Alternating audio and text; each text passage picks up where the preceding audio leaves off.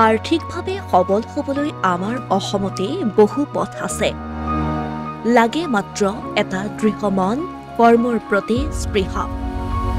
কেইটামান টকাৰ বাবে আমাৰ যুৱক-যুৱতী বহিৰাজ্যলৈ নগলেও হয়। তাৰেই যেন উদাহৰণ এইগৰাকী হৰি ইংতি।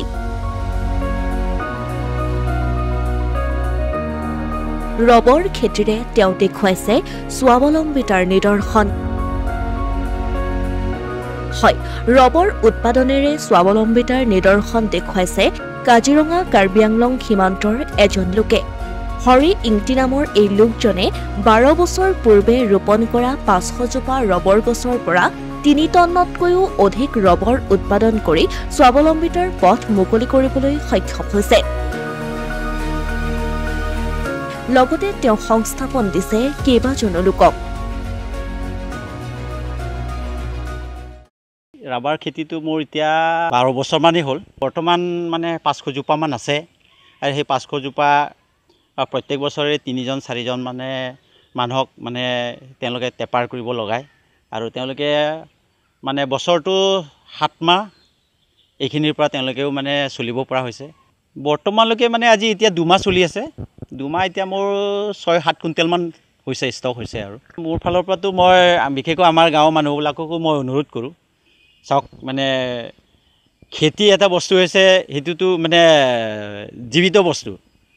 আজি মই তামোল এজোপা ৰুইছোঁ, ৰাবাৰ এজোপা ৰুইছোঁ, সেইখিনি বেমাৰ আজাৰ নোহোৱালৈকে মানে, কাৰণ ৰাবাৰ এজোপা আমি গম পোৱা মতে 60-70 বছৰ আমাক মানে প্ৰডাক্ট দিয়ে, মানে উৎপাদন দিয়ে। সেইটো হিচাপেতো মানুহ এটা যুগৰ কাৰণে সেইটো চলি যায়। সেইকাৰণে মই মানে অনুৰোধ কৰোঁ, বিশেষকৈ আমাৰ কাৰ্বি যুৱক যুৱতীসকলকো মই অনুৰোধ কৰোঁ, এই খেতি কৰিলেও মানুহে চলিব পাৰে। নগাঁও তেজপুৰৰ ব্যৱসায়ীয়ে ক্ৰয় কৰা ৰবৰৰ বৰ্তমান বজাৰ মূল্য প্ৰতি কেজিত 180 টকা।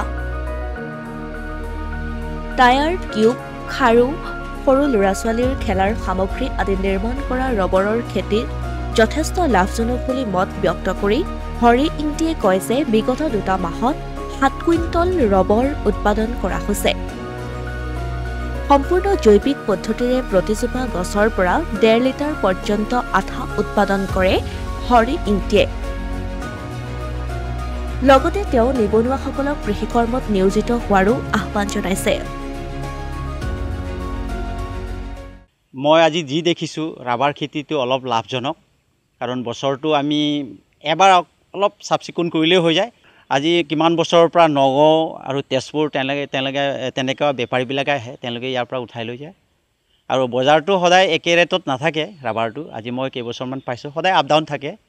তথাপি মানে মই যি পাইছোঁ মানে ৰাবাৰ খেতি অলপ মানে ভাল, কাৰণ চাহপাততকৈ মানে ৰাবাৰ খেতি অলপ সুবিধাজনক। বৰ্তমান মই জনামতেতো এই চিটটো পাৰ কেজি 180 টকা, 170 টকা এনেকুৱাকৈ চলি আছে বৰ্তমান। টায়াৰ বনোৱা হয় বুলি শুনি পাইছোঁ, টায়াৰ টিউব বনোৱা হয় আৰু লগতে ক্ৰুড অইল বুলি বনোৱা হয়, আৰু বিশেষকৈ এই মানে সৰু ল'ৰা ছোৱালী যিবিলাক খেলনা আৰু মানে গাড়ীৰ পৰা আৰম্ভ কৰি পুতলা যিমানখিনি এইবিলাকৰ পৰা বনোৱা হয় বুলি মানে আমি গম পাইছোঁ। বৰ্তমানলৈকে মানে আজি এতিয়া 2 মাহ চলি আছে।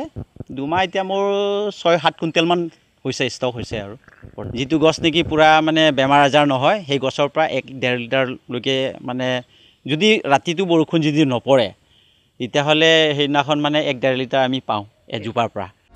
ইতিমধ্যে কাৰ্বি আংলঙৰ বহু লোকেই আৰম্ভ কৰিছে ৰবৰ খেতি। উল্লেখ্য যে এইসকল প্ৰকৃত কৃষকে চৰকাৰৰ পৰা পোৱা নাই কোনো ধৰণৰ চৰকাৰী আঁচনি। চৰকাৰৰ তৰফৰ পৰা এইসকল লোকক যদি কিছু সহায় কৰা হয় তেনেহ'লে ভৱিষ্যত সময়ত অসমৰ অৰ্থনীতিৰ ক্ষেত্ৰত যথেষ্ট সহায় আগবঢ়োৱাৰ সম্ভাৱনা আছে এইসকল কৃষকে। অসমীয়া প্ৰতিদিন ডিজিটেল সংবাদ কাজিৰঙা।